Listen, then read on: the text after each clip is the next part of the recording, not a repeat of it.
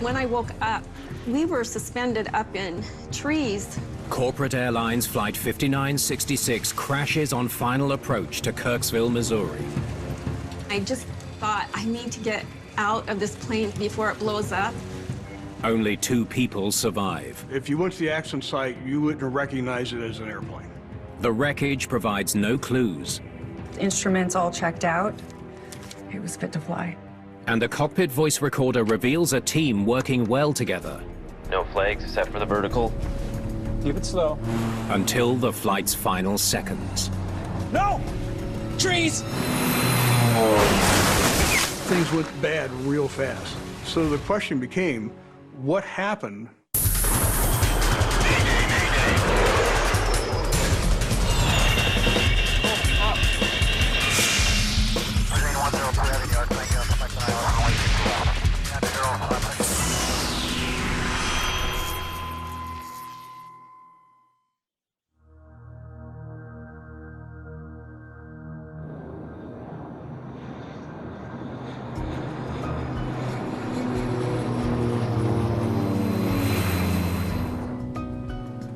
If we have to go missed, we'll set max power.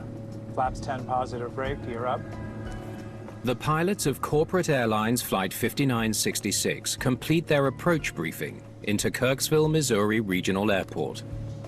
Then we'll climb 3,000 feet, then direct Kirksville VOR. Captain Kim Sassy has been a pilot since the late 1980s, but only started flying professionally in the last 5 years. I'll ask you to walk me through that if we need it. Roger that. I will categorize Kim as a bon vivant with a colorful language. He was very calm when he was flying, and his knowledge was excellent. First Officer Jonathan Palmer has 3 years professional flying experience with regional airlines. The pilots viewed your time with the regionals as somewhat of the dues you pay to get to the airlines or the high-end corporate jobs. This is where you built your time, it's where you got your experience. There are 13 passengers on tonight's flight. That flight was actually a pretty smooth flight. I don't remember any turbulence or bouncing or anything. It was a nice flight. Wendy Bonham is with a group of doctors traveling to a medical conference.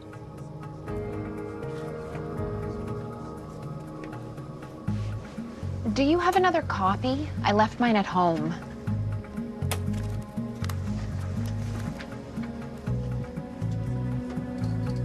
The topic of the conference was compassion in medicine, which was a great topic. So I was kind of excited to go. I'm really looking forward to some of these panels. I had only started at Kirksville College a few months before that, so I wasn't familiar with all the people who were on board. But they all knew each other really well, and they were all chatting with each other, so it was kind of fun to watch. Tonight's flight is a short 50-minute trip from St. Louis to Kirksville, Missouri, where visibility is reduced. The workload on short flights is intense because as soon as you get the airplane squared away from the takeoff, you've immediately got to start preparing it for the landing. We're going into the crap. Look, it's so eerie and creepy. Ooh. These pilots have flown multiple times together over the last week and encountered a lot of bad weather. I got a suffocating feeling every time I see that. I'm drowning! The office in which pilots work is quite small. It's got a wonderful view, but it is actually a quite tight working environment. And you're in that environment for 6, 8, 10 hours during a day. You have to find ways to get along. The pilots are flying a Jetstream 32, a twin-engine, high-performance turboprop aircraft built for short-range flights. The Jetstream was designed for this type of work. It was an economical airplane. It was reasonably comfortable for the passengers, but it was capable of going in and out of smaller airports and still being able to make a profit for the airline. The Jetstream is fuel efficient and reliable. But this particular model has no autopilot. The Jetstream not having any autopilot made our days very long. You had to constantly fly the airplane, and autopilot would be nice on those long sequences we were doing. But on a positive part, the Jetstream made you a very good pilot. Flight 5966 is being monitored by a central controller in Kansas City, as there is no controller at Kirksville Airport. Corpex 5966, turn right heading 330. Maintain 3000 till established on localizer. Cleared runway 36, approach at Kirksville. 3000 till established, cleared for the approach. Cleared for the approach. 16 miles south of the airport, the pilots begin to configure the aircraft for landing. Course alive, cross-check. No flags except for the vertical. Keep it slow. All the time we need. Let's go flaps 10 and we'll configure early too. Give ourselves as much time as we can. All right, flaps 10. The crew is flying a non-precision approach. They don't have vertical landing guidance. Configuring early reduces the workload as they near the airport. One of the things that in any approach, but particularly in a non-precision approach, you want to minimize the number of variables. And one of the ways you do that is you get the airplane in a position to land earlier than normal. Let's make sure the lights are up, please. Right. The lights at Kirksville are pilot activated. The airports without a lot of traffic that goes in and out of them, one of the ways that they reduce the cost of running the airport is they don't have the lights on all the time. The pilots have the ability to control those lights with a series of microphone clicks on a specific radio frequency. If those lights are not on, particularly when you fly with a low visibility and at night, you won't see the runway. So if you don't see the runway, you can't land. 7 times I clicked it. I clicked it. They're still too far out to see the lights. Captain Sassy wants to avoid surprises. What we can do is we can call Kirksville Ops and ask them to confirm they're up. The pilots confirm with airline operations on the ground. Kirksville Ops, Corpex 5966. 5966. Yeah, could you tell me if the approach lights are up? I would do that when I didn't see the airport and say, hey, did you see the lights coming on for the approach? It's a good technique. Lights are on. Cool, thanks.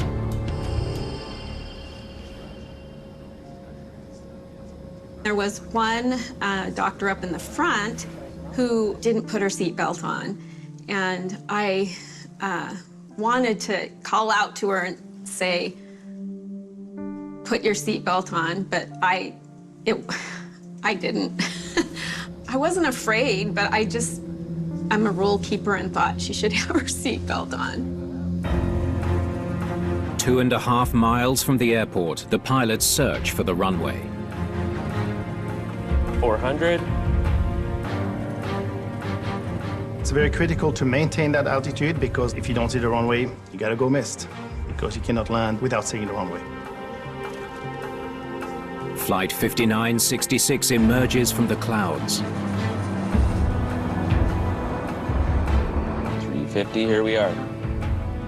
2 miles from the runway, the pilots are still looking for the approach lights.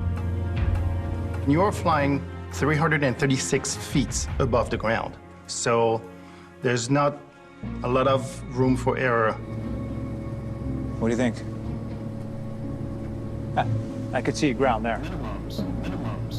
I don't see anything. Oh yeah, there it is. Approach lights in sight. But just as the pilots appear to have the runway lights in sight, Flaps 35. something goes wrong. No. No! Trees! What's going on? I just remember thinking, I can't believe this is happening. No, stop! Oh my God! Holy crap!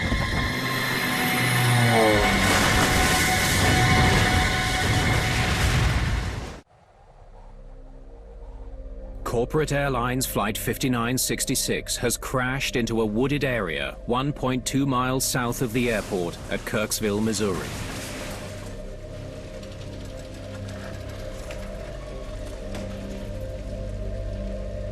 When I woke up, it was dark and it was quiet.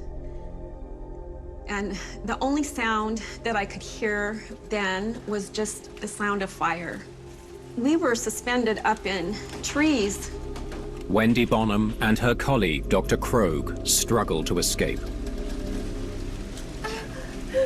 I just felt like I needed to move. I have always had a fear of blowing up, and there was a fire in the back of the plane, and I just thought, I need to get out of this plane before it blows up.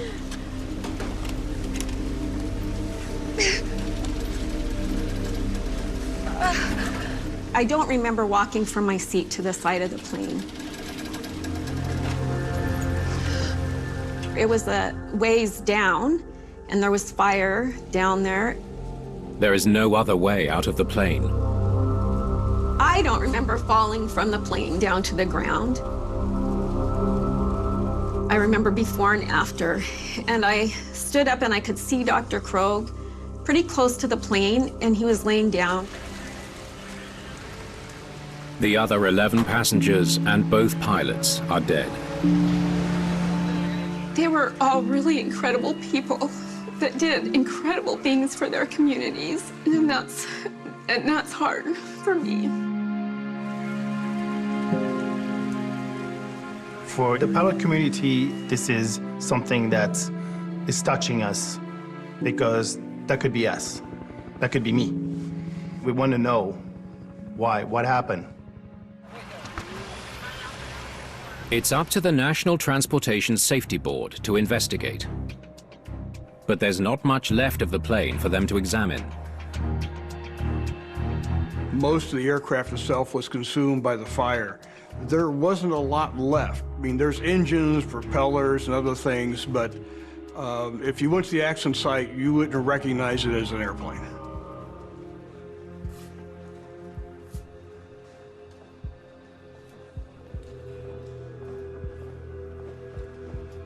What a mess. This is what we have from structures. Although the plane was almost completely destroyed, an on-site team is able to analyze the debris. I'm amazed that we were able to get this much data from that heap. Investigators turn to the wreckage analysis to determine if the plane had any mechanical problems that could have caused the accident. We've gone through that wreckage with a fine-tooth comb. Engines, controls, instruments all checked out. Looking at all the data we had from the accident site, it appeared that the airplane was fully functional the time it hit the ground. So the plane's working fine. They might still have lost control. They examine the direction of the plane's trail of debris. They first hit the trees here, just over 1.3 miles short of the runway. They fly another 775 feet and hit another set of trees here. The plane was headed straight for the runway the entire time. We had enough information that looking at all the pieces, this accident started to look like it was a human performance issue and not an airplane issue. What kind of an approach were they flying that night? Non-precision to runway 36. Unfortunately, the accident rate for non-precision approaches is dramatically higher than on those approaches with an instrument landing system. What do we know about the weather that night?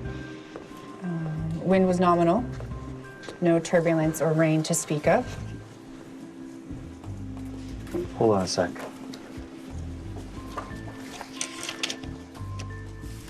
Cloud ceiling was low, 300 feet.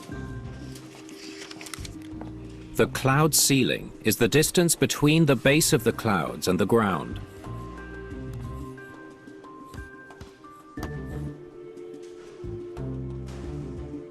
Visibility was 3 to 5 miles.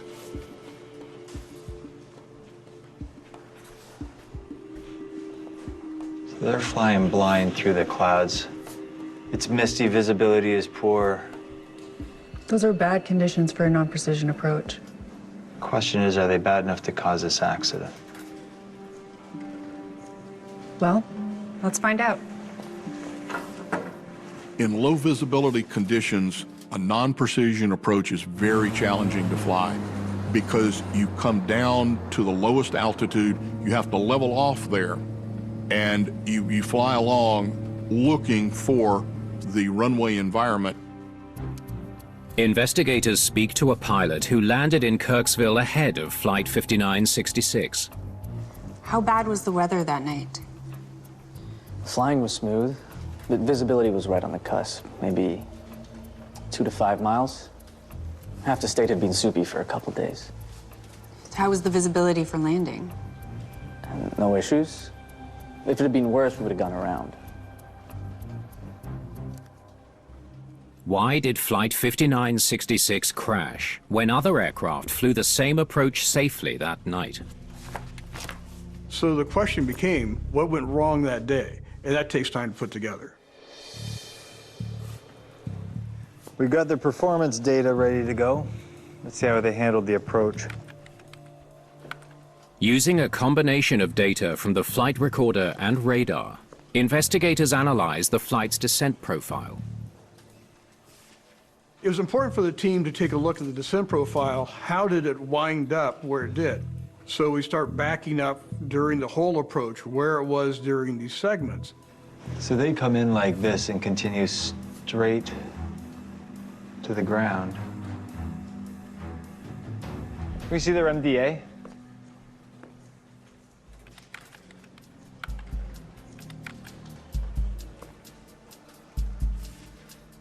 So the plane was supposed to level off at the minimum descent altitude before continuing to descend to the runway. Why would they blow right past the MDA like that?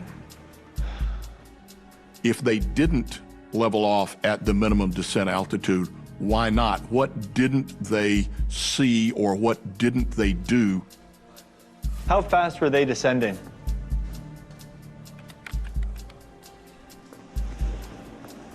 (1,200 feet per minute. What should they have been doing? Below 300 feet of altitude, the max is 900 feet per minute. Once you get to minimum descent altitude, you should stop your descent altogether and continue on.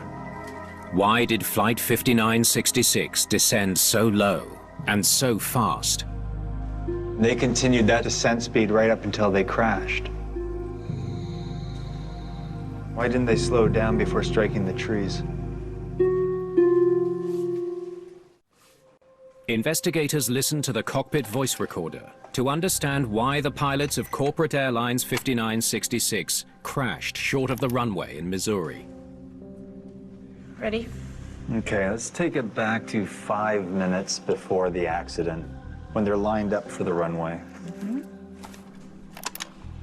The cockpit voice recorder is one of the most critical elements in the investigation. It's your most direct evidence on how the crew is interacting, on how they're following procedures, on exactly what happens on the human side. Course alive, cross check. No flags except for the vertical. Keep it slow. All the time we need. Let's go flaps 10 and we'll configure early too. Give ourselves as much time as we can. All right, flaps 10. They're configuring the plane to land early. The team hears evidence of a cautious and prepared crew. Smart move in low visibility. The crew on this flight knew that the weather was going to be challenging. And one of the ways that they tried to mitigate that or to improve their chances of a successful landing was to get the airplane configured early. Let's make sure the lights are up, please. All right. There are cases where the captain does an exemplary job, where he goes beyond the requirements. He asked the first officer to call ahead to make sure from the ground that the lights are working and that they're turned up fully. It's not required. It's an excellent idea, especially in these conditions. I'm hearing an organized crew here. Take it to when they near the MDA. If there's a big mistake, it'll likely be then. The minimum descent altitude is the lowest altitude you're permitted to fly at until you see the runway environment. 400. 350, here we are. Okay, they're at the MDA. It's decision time. So, what do you think? I could see ground there. I don't see anything. Oh yeah, there it is. Approach lights in sight. Hold it there. They're 2 miles out, 300 feet up. They've just come out of the clouds. With the mist that night, they probably couldn't see the runway lights. There's only farmland from here to the airport. I can't see anything the captain could have mistaken for runway. Why is the captain even looking for the approach lights? So the captain's the first one to say, I see something outside the airplane. He sees the ground, he sees lights. He shouldn't be doing that. He should be totally focused inside the airplane. The first officer is supposed to see the approach lights and call out approach lights in sight, continue. But the CVR recording tells a different story. Instead, they're both looking for the runway. And nobody is paying attention to the plane's descent speed and altitude. The flying pilot should have been monitoring exclusively instruments, and what sadly occurred was that the normal flight path continued below the minimum descent altitude, and neither one of them caught it. No. No! Trees! And that is very apparent when you hear this trees, and it shocked both of them. They did not expect to see that. They spent 4.5 minutes following procedure. They configured the plane early for landing. Here they make sure the runway lights are on early. First officer calls out minimum descent altitude. And from this point, 23 seconds from impact, it all goes wrong. Captain's looking outside when he shouldn't. The first officer doesn't challenge him. Next thing, they're crashing. It's surprising how much the captain's performance suddenly fell apart at the end, that even listening to it, he sounded like he was much better than that. It's a surprise for me professionally that this can happen. Investigators need to find out how a crew that seemed to be flying so well Flaps 35. No. No! Trees! made such crucial mistakes in the last seconds of the flight. Oh, holy crap!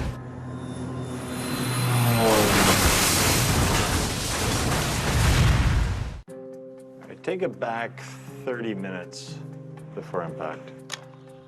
Investigators return to the cockpit conversation for clues to explain why the crew ignored established procedures in the final 23 seconds of their flight.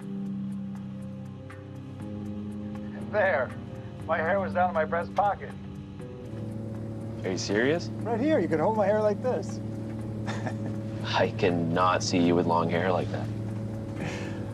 I used to wear a black derby with the rim turned down. It was my concert hat. I had a Fu Manchu. Yeah, it was fun. I cannot imagine you like that. Corbex 5966, climb and maintain 12,000er. 12,000er.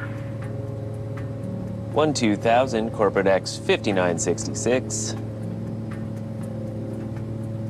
12,000. I detect a bit of an attitude there. I might have to call him a jerk. Does that seem a bit casual to you?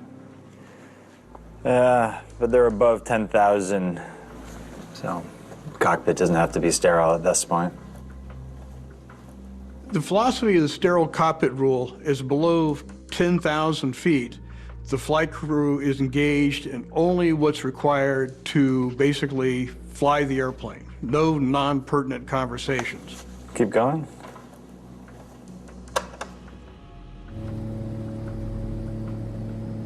I have a good time flying with you.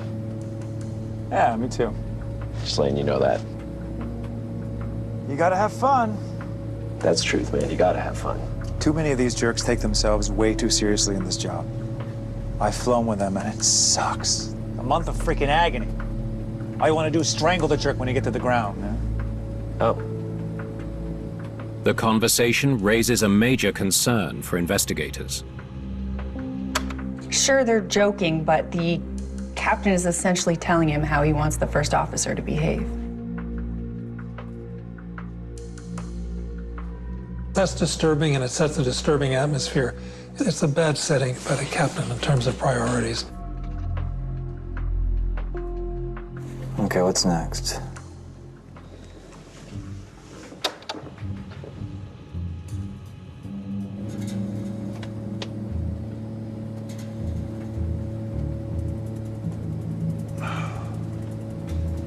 Cruise check, power check. He pushes his foot away. Yes. It's a relatively compact airplane, and the passengers in the front of the airplane can sometimes put their foot into the cockpit area. Cruise power, cruise check. All you gotta do is you open the curtain a little bit. It's like, man.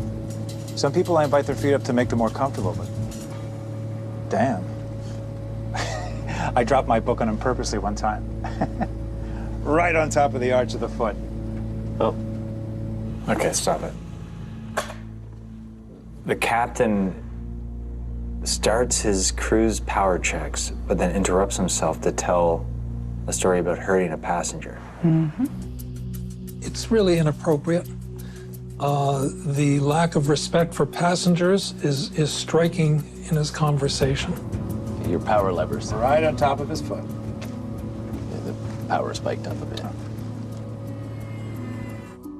The first officer has to tell the captain twice to adjust his power levers, but he insists on telling this irrelevant story. All right, well, let's see if the first officer can get him back on track.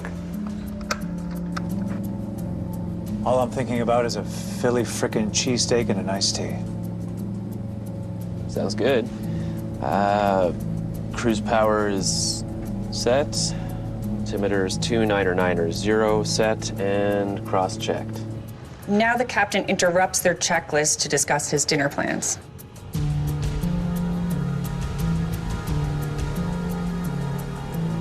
How to get 299er0? Is there an idiot? And it should be 299er2. You never said it when they cleared to the runway? Investigators hear the captain mocking the first officer while confirming their altimeter setting. And I've been sitting here living a lie for the last 20 minutes. Yeah, you lying scumbucket. Okay. Damn boost pumps are off. Pressurization is set. And external lights. You blustering, scabby pustule. Are externalized. Your damn cruise checklist is frickin' done. The captain's jokes have totally eroded procedure. Even the first officer has given in and turned his checklist into a joke. There would be pressure on the first officer. He does go along with the joking, but the captain is still the pilot in command, and he has to set the tone. There's a danger that the first officer will not focus to the extent that's required. Did a breakdown in the cockpit command structure affect the first officer's actions at a critical moment? 350, here we are.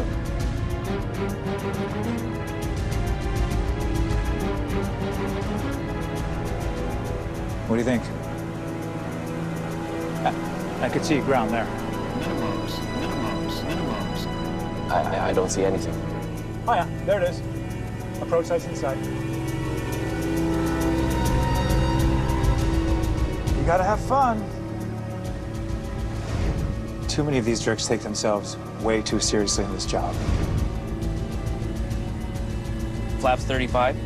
The kind of atmosphere he set up earlier in making fun of other pilots and making fun of the passengers sets up the wrong tone. It doesn't encourage the first officer to object. When things were falling apart, he could have stepped in and done something.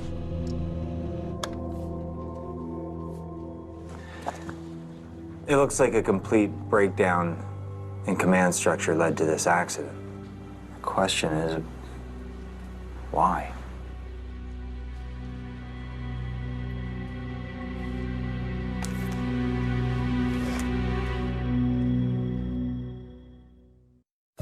Got their personnel files?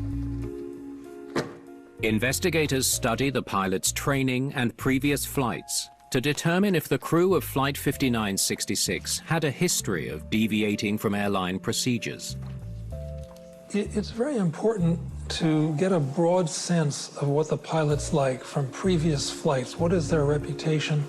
Have any of the problems that show up in this accident shown up before?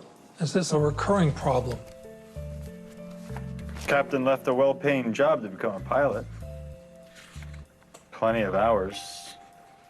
Passed all the checks.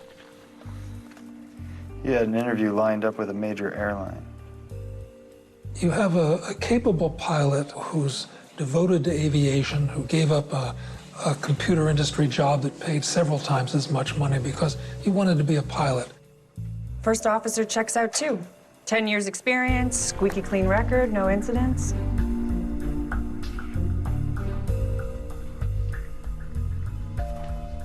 They were joking a fair bit, almost punch drunk. Do you think they may have been overtired?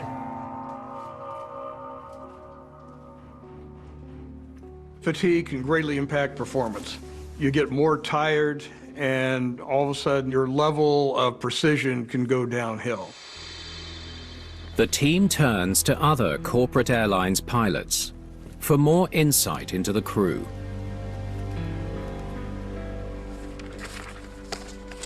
Hi. Did you see any unusual behavior from these pilots that would suggest they were tired? Actually, Captain Sasted tried to take a nap here in the pilot's lounge before the flight. They noted that he's 6'4", very tall, and the couch was actually quite small. He didn't quite fit on it. So it couldn't have been ideal for sleeping. Any idea how long he was asleep? Maybe an hour. Thank you. Fatigue is insidious in that you get an increasing performance degradation once you are at a higher level of fatigue, and performance impairment, it can be somewhat like alcohol. These are the classic signs of fatigue. This is what we're looking for. When I have a case that involves fatigue, I go back to the cockpit voice recording again to see, do they sound tired? Here's something. Visibility 4, mist. Sky condition overcast, 300. An automated weather update notifies the pilots of the poor visibility in Kirksville. We're not getting in. Crap. Go all this damn way. Let's try it. Yeah, we're gonna try it. I don't want to come all the way out here for nothing tonight. They haven't even gotten into the bad weather yet, and the captain's determined to land in it. Yeah, he's fixated on landing.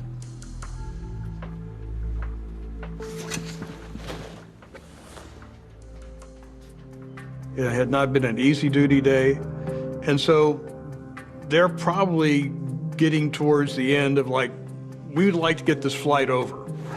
But there's more than just fixation going on here.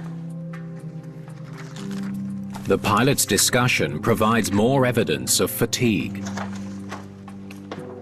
When they find out the weather's bad, the captain should be talking about options other than landing. Well, he has the opportunity to discuss options now. What does he do?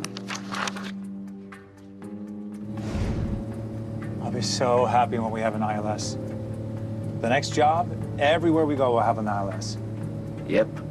The captain complains about not having automated landing assistance, an ILS, at the airport. The only options he's talking about are future job prospects. Instead of discussing options if they can't land, the captain is talking about his ambitions of flying for a bigger company. We're going into the crap.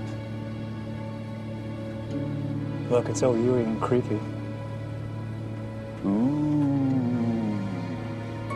10 minutes earlier, they're upset about the bad weather, but when they're actually in it, they're cracking jokes.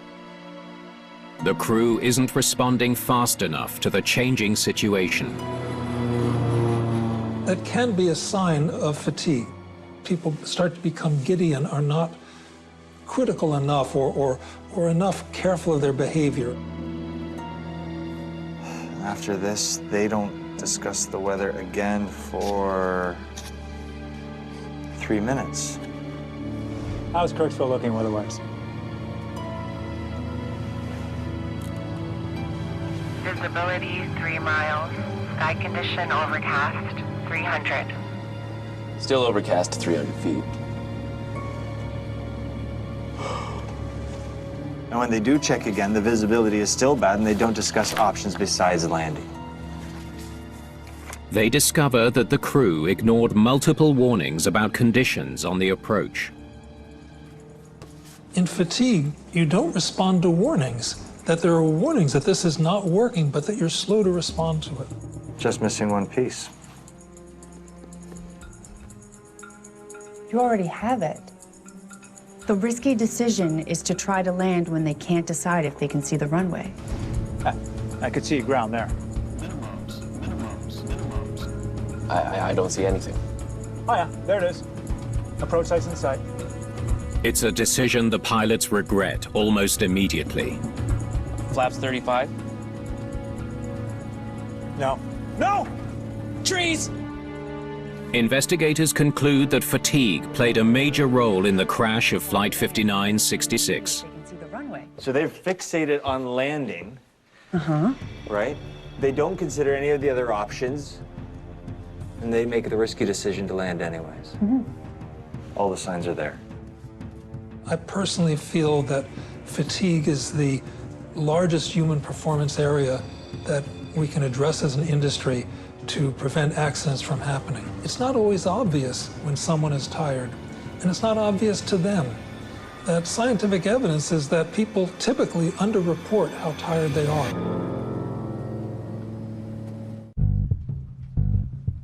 Now, how much did these guys work before the accident flight? Investigators analyze the pilot's duty hours leading up to the flight. To study fatigue, we look at the person is getting the amount of sleep that they normally get. We look at how long they've been awake. We look at the time of day. Those are scientifically worked out, and we can get an idea from that. The night of the flight, they had worked 3 days straight. That'll tire you out. Yeah, well, they had 7.5 hours of available rest time the night before the flight. That day, they flew 6 flights, an hour each, and they were on duty for 14 hours straight, starting at 5:45 a.m. The team discovers that the crew of Flight 5966 worked an extremely long day before the accident flight. The day of the accident was very busy. They had to get up about 4 in the morning. Their first flight was around 5 in the morning. They were originally scheduled for 8 flights, and they would have been on duty for about 14 hours. It's quite a long day. So it was an extremely long day, not enough rest. Add to that plane with no autopilot. What do the FAA regulations have to say about working in those conditions? Were the pilots made to work too many hours without sufficient rest? Check this out. Pilots can't fly more than 8 flight hours in a day, but that's it. I flew in those days, and you had a maximum number of flight hours in a day, but the number of duty hours and the time of day was not even taken into consideration. Isn't there data out there that says it isn't safe to fly if you've been up that long?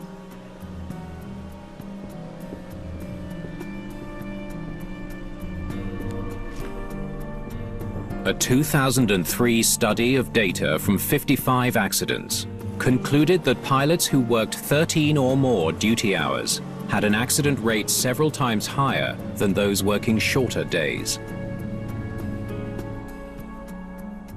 Why isn't this information reflected in the regulations? This might have something to do with it.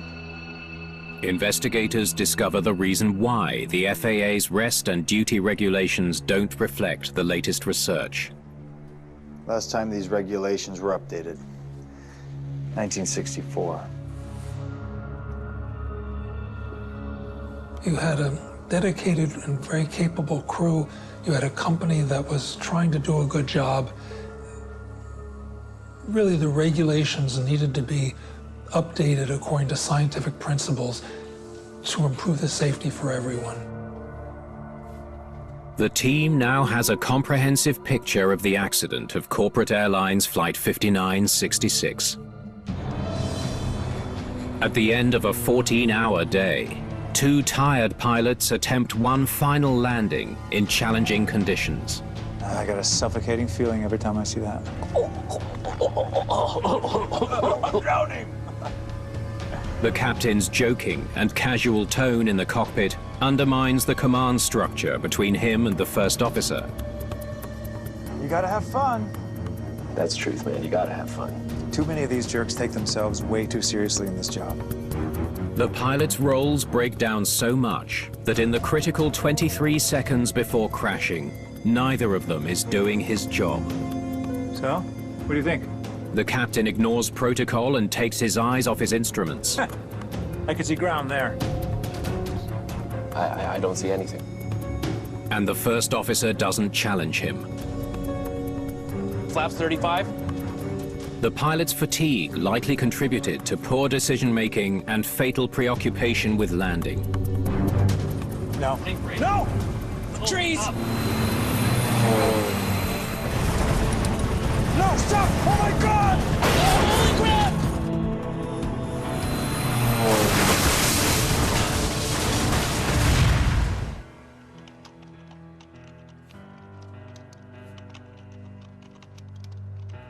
The NTSB recommends an overhaul of the FAA's flight and duty time regulations to consider elements like length of duty day, start time, workload, and other factors that can affect pilots' alertness.